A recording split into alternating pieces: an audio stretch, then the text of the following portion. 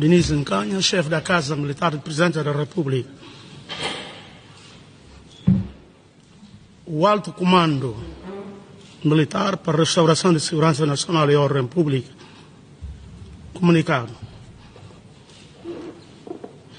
Instaurado pela alta chefia de diferentes ramos das Forças Armadas, o Alto Comando Militar para a Restauração de Segurança Nacional e Ordem Pública acaba de assumir plenitude dos poderes do Estado da República da Guiné-Bissau.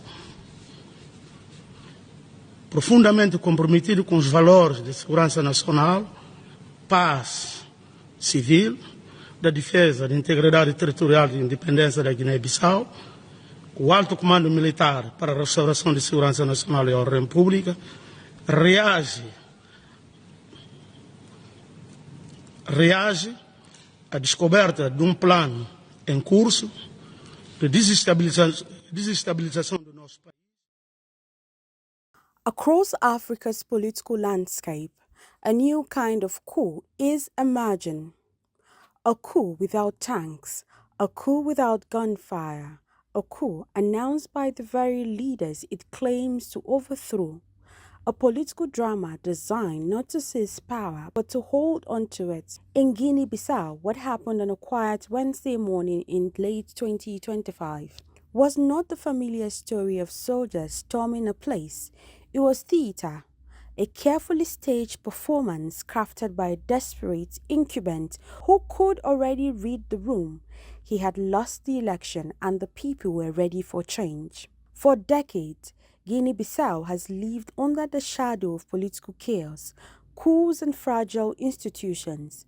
But in December 2025, the world witnessed something unprecedented.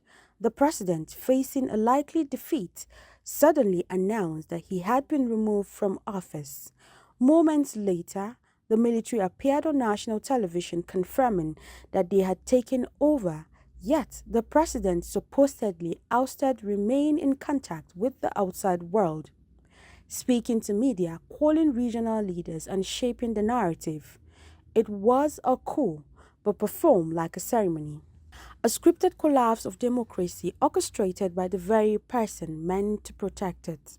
Former Nigerian President Goodluck Jonathan would later describe the event as a ceremonial coup, a staged overthrow designed to manipulate the electoral process. What happened in Guinea-Bissau? It is not what some people will say palace coup. It was not a palace coup. We know coups. Real coups, palace coups we know in Nigeria. This was not even a palace coup. I was looking for the appropriate word to describe. I couldn't get it. I described it as a ceremonial coup. It was a ceremony conducted by the head of state himself. That election was concluded. Tallying of the results was almost concluded. In fact, the results are known. And the key thing is that the winner of that election must be announced. Well, they cannot kick out the military with force, otherwise people will die.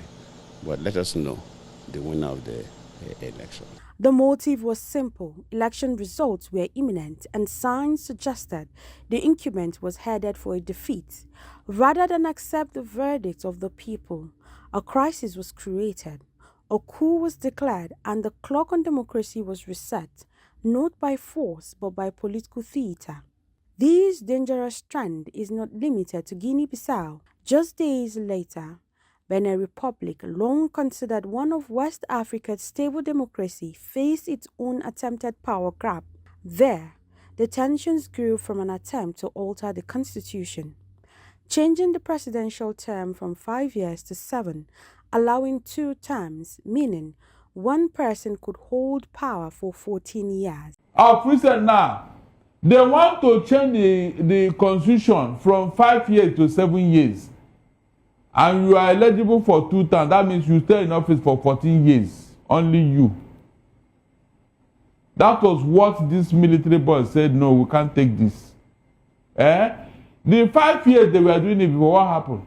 Mr. Okoro, what is it that you cannot do in 5 years that you need another 2 years to add to it before you can do it? Look at the mentality of African leaders. Just look at the mentality. A whole 5 years, you couldn't do it. You now want to add 2 years again. So that's what will happen. Eh? And I'm sure by the time you get that 7 years, in the next election, you push it to 9 years until you get to 10. Eh? Just childish behavior for an adult. So when you are doing all these things, do you think that these francophone countries, and if you check, they are the ones that are carrying this thing on their head? These francophone countries, they are impatient too.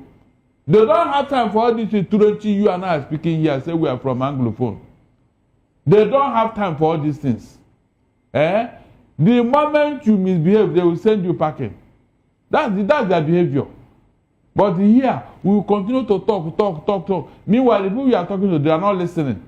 They are not even showing any remorse. Let me tell Nigerians and every other person that care to listen, I hope the intervention of Tinubu is not what I'm thinking. What are you thinking? This Senate that the APC is now two-thirds, I hope this constitution they are amending, they are not trying to do something that will cause problem. Let me say it now, because this is what to do in the Republic of Benin. Let it not be quid pro quo. So that when our own will happen, those two will come and intervene and help us. How would they help us when they couldn't stop their own? How would they help us? Because they will help the man over there. That's what I'm saying. They are helping the man over there now, so he will lend the support, even when we are saying we don't want it. So let it not be that somebody wants to amend our constitution, no. Because these two-thirds that is the Senate have collected, they can approve anything. It's just for the president to open his mouth and say, this is what I want. In a region where citizens demand stronger institutions, development, and accountability, such maneuvers reveal a painful truth.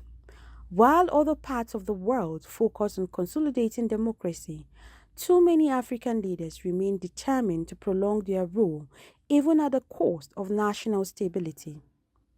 From Mali to Burkina Faso, from Niger to Gabon, and now Guinea-Bissau and Benin Republic, Africa faces a new wave of political regression. Not always through violent takeovers, but through quiet manipulations, constitutional distortions, and stage crises meant to disguise a simple desire to stay in power. And behind every one of these events is a human story. The markets are shut down, the children kept home from school, the families who flee, uncertain of what tomorrow would bring. Instability does not shake government, it shatters lives. Erosion of democracy, a process that makes election meaningless, renders institutions powerless, and teaches citizens that their voices can be ignored with a performance, a statement, or a stage crisis. Guinea-Bissau's 2025 ceremonial coup is more than an isolated event. It's a warning, a turning point, a reminder that democracy can be destroyed not only with bullets, but with ambition, manipulation, and silence. The future of governance on the African continent will depend on the courage to confront these imagined dangers before the next ceremony becomes the next crisis.